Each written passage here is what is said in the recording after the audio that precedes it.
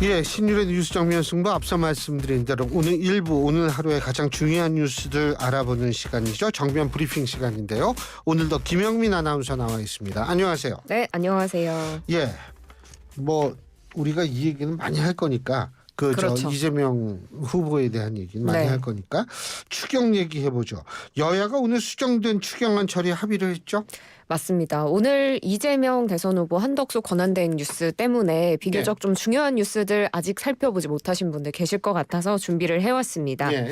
국민의힘 권성동 원내대표, 더불어민주당 박찬대 원내대표가 오늘 국회에서 만나서 이 추경안 수정안 처리에 합의를 했습니다.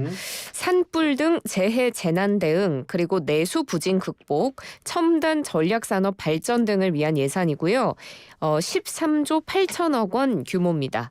이게 처음에 정부가 국회에 제출한 금액보다 약간 증액된 규모라서 수정안 처리에 합의했다라고 표현을 했는데 원래는 정부가 제출한 안은 12조 2천억 원이었는데 여기에서 1조 6천억 원 늘어난 규모입니다. 박찬대 원내대표는 민생과 경제를 살리기에는 부족한 예산이지만 지역사랑 상품권, 지역화폐 예산을 반영할 수 있도록 합의해준 국민의힘에 감사하다라는 표현을 하면서 대선 이후에 다음 정부가 더욱더 민생과 경제 살리기를 위한 특단의 조치가 있을 것으로 믿는다라고 다소 아쉬운 마음을 전하기도 했습니다. 권성동 원내대표는 산불 피해 복구와 피해 농민, 소상공인 등이 재기하는 데 있어서 지원책을 대폭 확대했다면서 특히 공장이나 상가, 철거 및 복구 예산을 최초로 지원하는 예산안을 마련했다고 강조하기도 했습니다. 그 추경안의 구체적인 내용 좀 알아볼까요?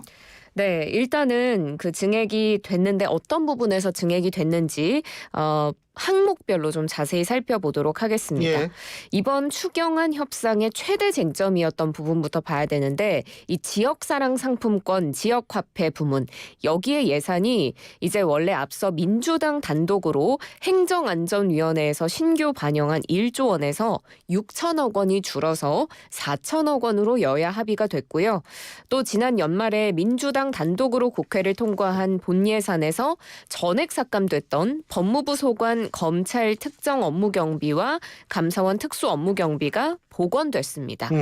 그리고 산불 피해 지역과 농수산물 할인 지원 예산이 2천억 원 가까이 증액이 됐고 대학 국가장학금 예산도 1,157억 원 증액됐습니다. 또 여름철 수해 대비 예산 300억 원 증액이 됐고요. 건설 경기 활성화를 위한 SOC 사업 예산 8천억 원 증액이 됐습니다. 예, 어쨌든 추경 필요하니까 했겠죠. 그런데 제일 걱정되는 거는 이 자정의 건전성을 해치지 않는 범위에서 좀 잘 했으면 좋겠다는 생각이 듭니다. 그리고 어제 대구 함지산이죠. 다시 재발화했다고 그러는데 오늘 이렇게 비 와가지고 이거 좀 어떻게 괜찮아졌는지 모르겠어요. 괜찮아진 것 같지만 아무래도 한번 주불이 잡혔다가 재발화가 되니까 쉽게 마음을 놓기가 좀 어려운 것 같아요.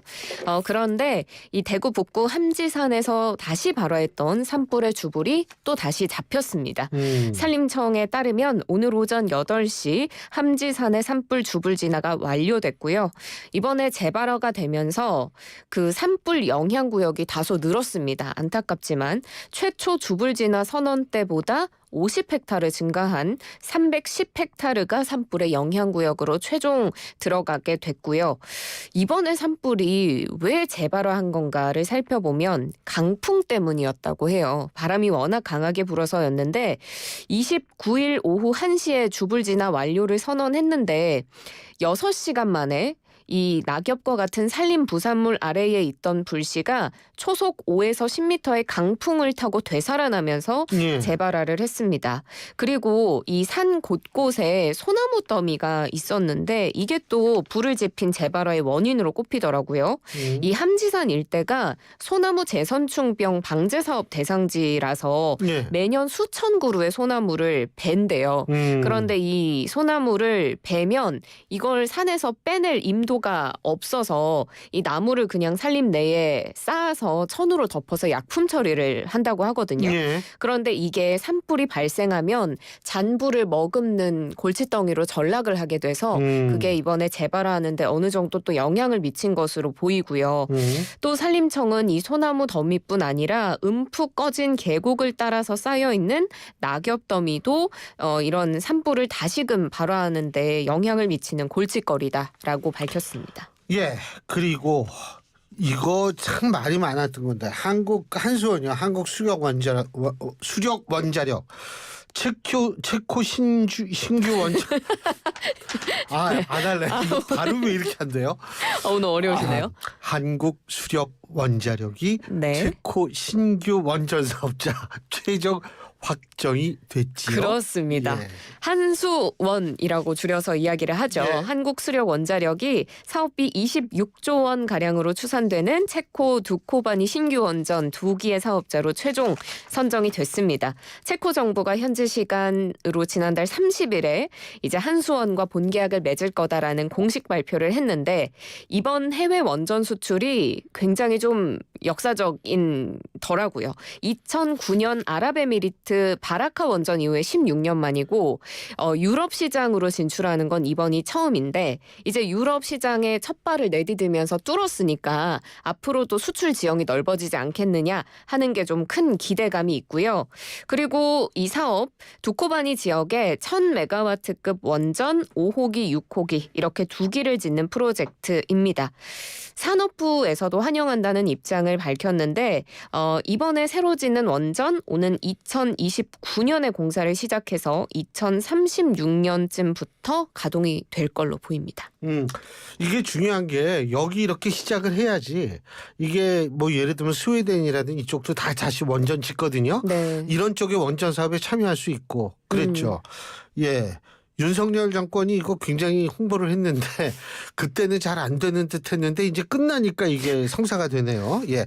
이번 계획이 이게 그러니까 당초 계획도 좀 늦어진 거잖아요. 그러니까. 네, 맞습니다. 한수원에서 원래는 이제 최종 계약을 마무리를 좀 미리 하려고 했는데 이게 웨스팅하우스랑 지식재산권 분쟁이 꽤 오랜 시간 동안 있었고 뉴스에서 아마 많이 보셨을 텐데 그리고 또 입찰에 탈락한 경쟁사들이 체코 반독점 당국의 절차적인 문제로 이의 제기를 하면서 본계약이 계속 늦어졌습니다.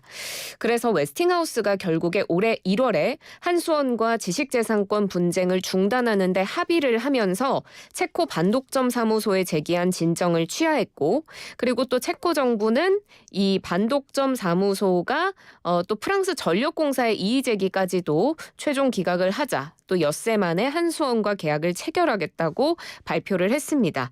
한수원과 웨스팅하우스가 지식재산권 분쟁을 종결한 이후에 향후 국제원전 시장에서 협력하기로 하는 이 비밀 협약에 또 합의했다고 하는데요.